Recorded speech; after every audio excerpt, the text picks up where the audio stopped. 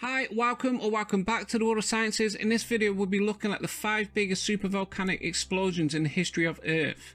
Now let me tell you, if you think Yellowstone was a large eruption, you will be very surprised when you see what's at number 1, but unfortunately it is still located in the USA.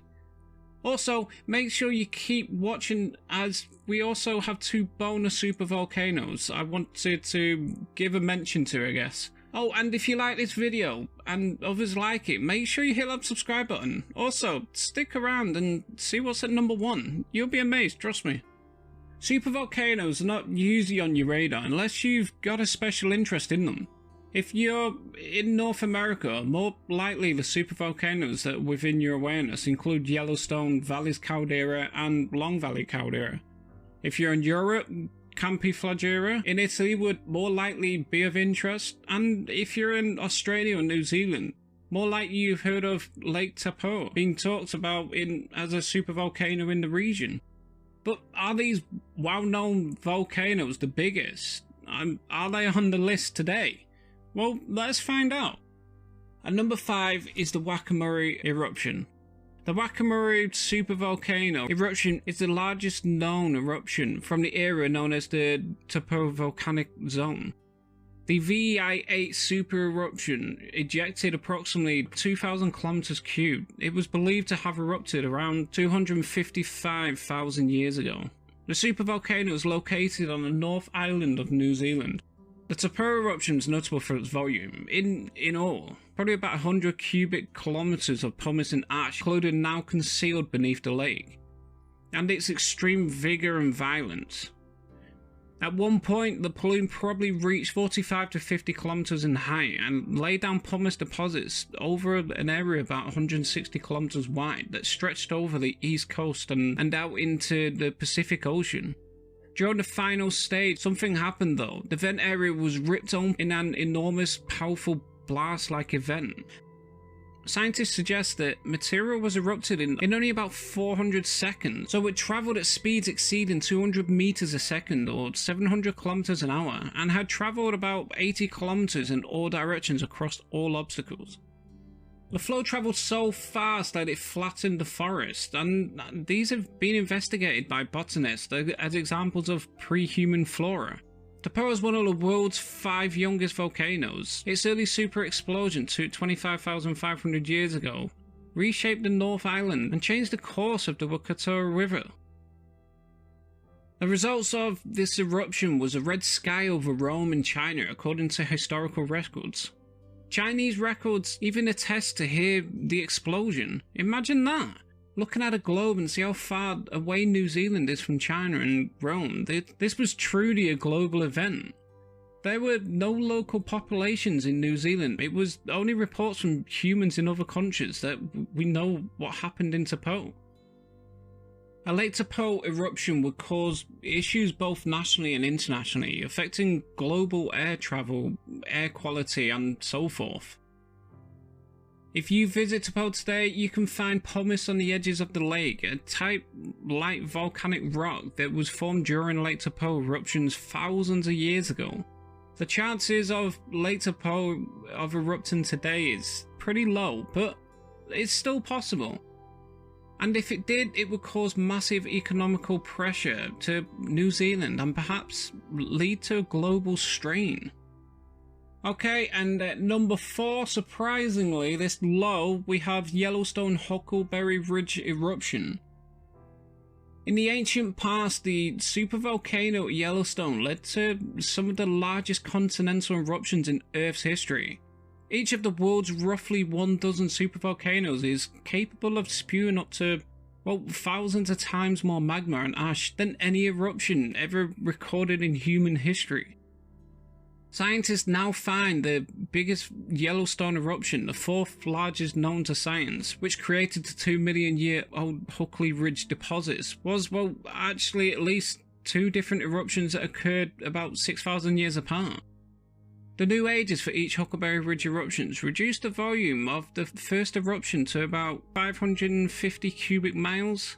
That's 2,200 cubic kilometers, making this eruption a VEI-8, roughly 12% less than previous 4. A second eruption of about 70 cubic miles, that's 290 cubic kilometers, took place more than 6,000 years later. I mean, in comparison, the 1980 eruption from Mount St. Helens produced just about, well, a quarter of a cubic mile. That's 1 cubic kilometer of ash. I mean, this is massive. The first Huckleberry Ridge eruption still deserves to be called a super. I mean, by itself, it's the fourth largest known to have occurred on Earth, darkening the skies with ash from Southern California to the Mississippi River. The big eruptions from Yellowstone are still certainly big. I mean, more frequent eruptions by knowing how this supervolcano behaved in the past. I mean, scientists can now better predict what might happen in the future. Okay, number 3 on our list is the Etana Ignimbrite eruption. Etana Ignimbrite, located in Chile, erupted around 4 million years ago, ejecting 2,500 cubic kilometers, making the eruption a VEI 8.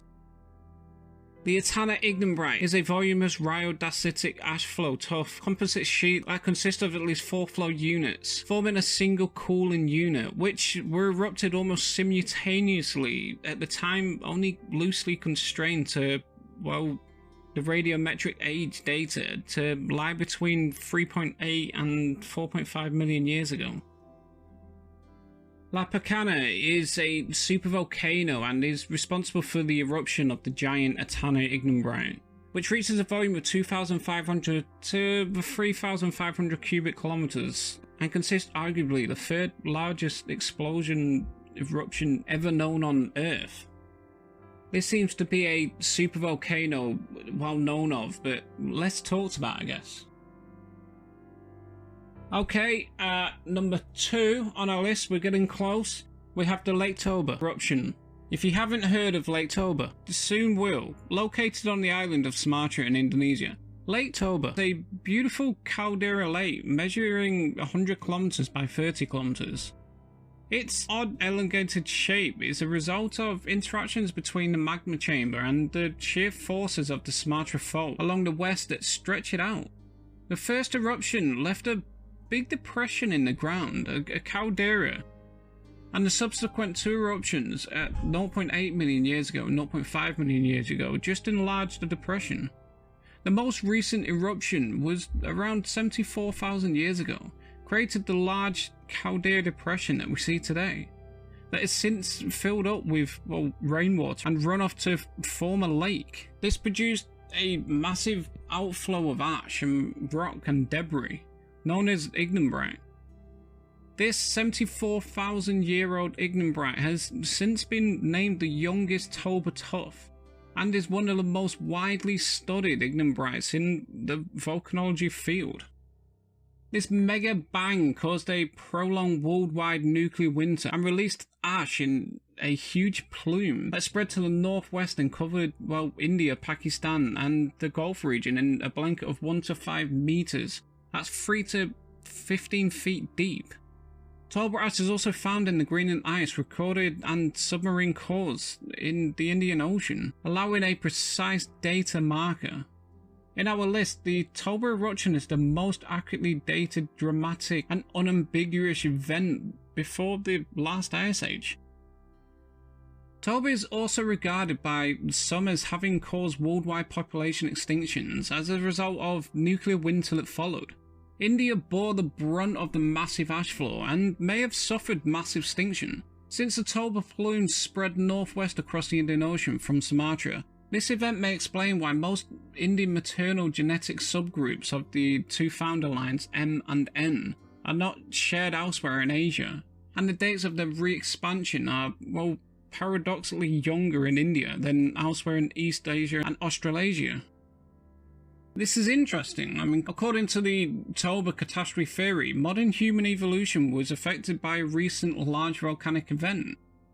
Within the last 3 to 5 million years after humans and other ape lineages diverged from the Balahominid stem line, the human line produced a variety of human species. According to Toba catastrophe theory, a massive volcano eruption changed the course of human history by severely reducing the human population. I mean, this volcanic eruption may have reduced the average global temperature by 3 to 3.5 degrees Celsius for several years, and may have possibly triggered an ice age. Researchers estimated that some 2,000 to 3,000 cubic environmental of rock and ash were ejected from the volcano when it exploded, making this the second biggest eruption Earth has ever seen, making the eruption of October the largest VEI-8 eruption. The time that has currently passed since the last super eruption 74,000 years ago is too short in comparison to within the periodicity of large eruption events at October. I mean, the critical mass of the molten magmas and violators in the upper crust has most likely not yet been achieved, and the next super eruption may be expected in some dozens of thousands or even hundreds of thousands of years. So October is not ready to erupt soon. However, October magma generating engines continue to be active at present, and despite its current period of inactivity, this volcano system may generate strong eruptions in the future. Okay, at the start of the video, I said I wanted to add two, well, bonus volcanoes. The reason why I wanted to add these is because they're probably some of the most dangerous volcanoes in the world, and they're not well known, or they're not classed as to be as big as what they are. So, the first volcano would be the Wawa Springs. The VEI-8 eruption with the greatest volume of ejecta, known as the Wawa Springs eruption, that occurred in somewhat now the state of Utah about 30 million years ago. It is estimated to have produced over 5,500 cubic kilometers of ejectile in about a week. I mean, this is massive and may have even been the largest and most threatening supervolcano on the planet to date. Okay, our second bonus volcano is Campi Flagera. The Flagerian Fields are a large volcanic area situated in the northwest of Naples, Italy. It was declared a regional park in 2003. Lying mostly underwater, the area of the caldera consists of 24 craters and volcanic edifices. In 1538, an 8th day eruption in the area deposited enough material to create a new hill. It has risen about 2 meters, 7 feet from the ground since 1970. It is a volcano capable of producing a VEI-7 eruption. Campi Flagera is a huge caldera, a crater that often forms after a mouth of a volcano has collapsed following an eruption. That sits in the west of Naples. Close to 1 million people live within the city's administrative limits, making it one of the most densely populated areas in Europe. The last time Campi Flagera erupted was in 1538, but this was a relatively minor event.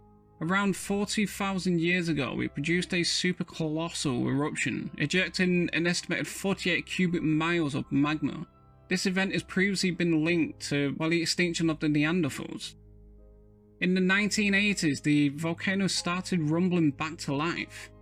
At this time, it produced a series of earthquakes under the city of Vesuvius, and the ground rose by 1.8 meters, 6 feet, raising fears of another eruption. In terms of the scale, any future eruptions just cannot be predicted. But there is no doubt that the volcano is becoming more dangerous. The big question we have to answer now is if there is a big layer of magma that is, well, rising to the surface. Or something less worrying which could find its way to the surface out at sea, I guess. Okay, finally we've reached the #1 spot on the largest eruptions on Earth. Okay, #1 we have La Grita Caldera eruption. Scientists at US Geological Survey used the Volcano Explosive Index, the VEI scale, which we've been talking about, to measure magnitude of the volcanic blast. It's a logarithmic scale that runs from 1 to 8. A magnitude 1 eruption spews less than 350,000 cubic feet, that's 10,000 cubic meters, of volcanic tephra, which consists of ash and rocks. A magnitude 8 eruption puts out more than 240 cubic miles, that's 1,000 cubic kilometers of the stuff. To help grasp the scale, the recent eruption in Iceland were both falls. The 1980s eruption of Mount St. Helens was a magnitude 5. So the ones we've been talking about above this has either been a VEI 7 or a VEI 8, so they're pretty strong. I mean, according to the USGS, it is the largest known eruption since the Ordovician era, between 504 and 438 million years ago. It was so large, in fact, that in 2004 report in the Bulletin of Volcanology, scientists recommended adding a 9th level to the VEI scale and declared the La Grita eruption a magnitude 9.2. Although this ranking is some of a debate, the scale of an ancient volcanic activity is partly based on estimates. La Grita is the only known magnitude 9 eruptions. Currently, the massive Circum-Pacific Ring of Fire seismic belt is home to more than half of the world's active volcanoes above sea level. This is because the Ring of Fire is a belt of convenient plate margins, or a subduction zone, that surround the Pacific plate.